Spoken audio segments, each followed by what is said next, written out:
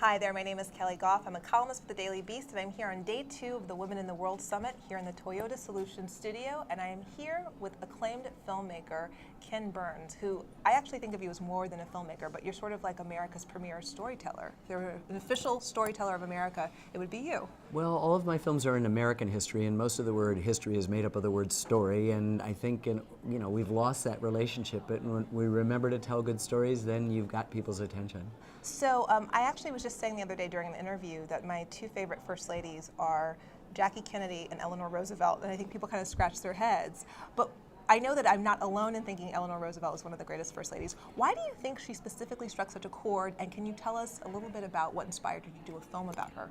Well, first of all, she is the greatest First Lady. I mean, there's just not an argument if you talk to historians. In terms of what she was able to accomplish, I've just completed a film that'll be on PBS in September, but it's called The Roosevelts, An Intimate History, and it's about Theodore Franklin and Eleanor. She more than holds her own with the 2 other presidents who occupied the White House for 19 of the first 45 years of the 20th century, which is an important thing. But she was the most activist First Lady we have ever had. She meddled, as many people complained, in absolutely every field, and she was right on every issue, with one exception. She supported prohibition, and I give her a pass, which was an unmitigated disaster and brought us organized crime, and is the only amendment to the Constitution that limited human freedom instead of expanding it, and was quickly repealed, thankfully. But her father was a hopeless alcoholic. Alcoholism ran in her family. She watched her own younger brother, whom she felt responsible because they were orphaned by their parents very early on, die in the throes of delirium tremens. But besides that, she's right on everything. She was way ahead of her time on race, way ahead of her time on almost every issue of poverty. Things that we are debating today that she'd be stunned if there was a debate today, that we were still talking about poverty or minimum wage or some of the aspects, Social Security, that seem to be part of the political football today. She just did more things than any other First Lady, and she also had the virtue of being First Lady longer than anyone else, because Franklin Roosevelt was elected to 4 terms and only served out a month of or a few months of his 4th term. But at least 12 years in the White House gave her an enormous platform, and it was during the Depression and Second World War, which is 2 of the 3 greatest crises, the Civil War being the other, in the history of America. So she can't help but be seminal and interesting. And then her own personal story, having been orphaned, having been so pathologically insecure as a child, and then finding that in service to other people, she could feel a sense of purpose in her life, gave everything direction, including our film and our story. So you explained a bit about why prohibition became a pet issue of hers, if you will, but what about civil rights? Because I think a lot of African Americans I've spoken to certainly feel that she did so much for us. One of the many scholars, well, just equality. I mean, she understood what a human being was. She understood when Thomas Jefferson said all men are created equal. Thomas Jefferson didn't. He owned more than 200 human beings at the time. Abraham Lincoln finally did. Well, she did, and she brought in African Americans into her husband's administration. There was a shadow African American cabinet. It was called the Black Cabinet, the Negro Cabinet. Mary McLeod Bethune and others. Mary McLeod Bethune, many other people. She would provoke segregationists in the South by attending things. She was always having her picture taking. She got up and went up into a plane with a Tuskegee Airman.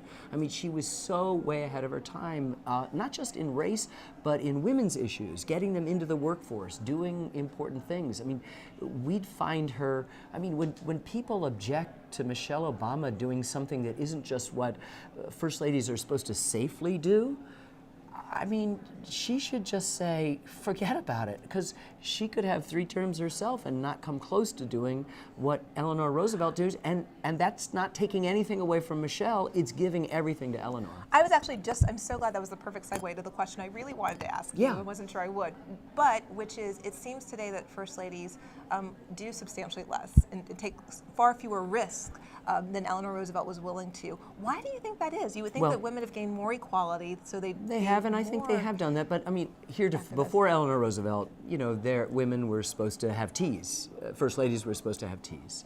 Eleanor said, forget about that, and went out and started, you know, craftsman stuff in little villages, and was inspecting everything and writing memoranda to her husband. She wrote a daily column in the newspaper. She, you know, had radio shows. She had press conferences. She received letters. You know, a civil rights leader, the late Dorothy Height, said, we interviewed on the film. She said that we'd write to the president, and please answer soon, Mr. President, because if you can't do it, we're asking Mrs. Roosevelt to do it. So she was always pushing, and I think if she were around today, she'd go to Michelle and she'd say, you can do more. You can do more. It's just we're constrained, perhaps by a kind of retroactive interest in having a woman in her place. More and more women are in government, more and more women are doing things, they're more accomplished, and yet, it's still a man's world, and they're still insisting, I think quite fraudulently, that a first lady should keep to the teas and the baking cookies and things like that. Hillary Clinton got in huge trouble trying to, in the first healthcare initiative of this most recent time, there was in the progressive movement in the teens, she tried to get it passed and was excoriated for that, and she said, I didn't want to bake cookies, and that then she had to walk back and say, I've got great cookie recipes, because if you didn't do that, that was somehow some horrible thing. Let's hope that the ghost of Eleanor Roosevelt and our own common sense will allow us to escape the specific gravity of that absurdity that women first ladies are there to do this kind of sort of secondary role.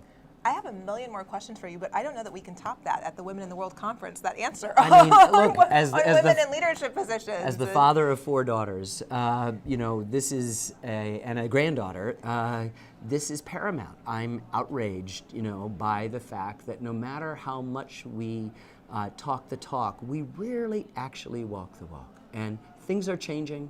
What Tina's done, what this conference does in the totality of its experience is important, but let's not preach to the converted, right?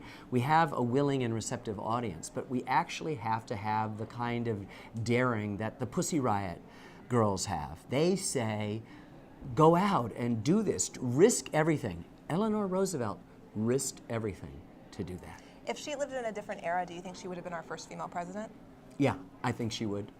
It's hard to say. I mean, her relationship with her husband, which we like to say was so complicated that she had lesbian relationships, they had the most incredible relationship. He betrayed her with an affair early on. I think she was more or less asexual. She felt betrayed her entire life by that.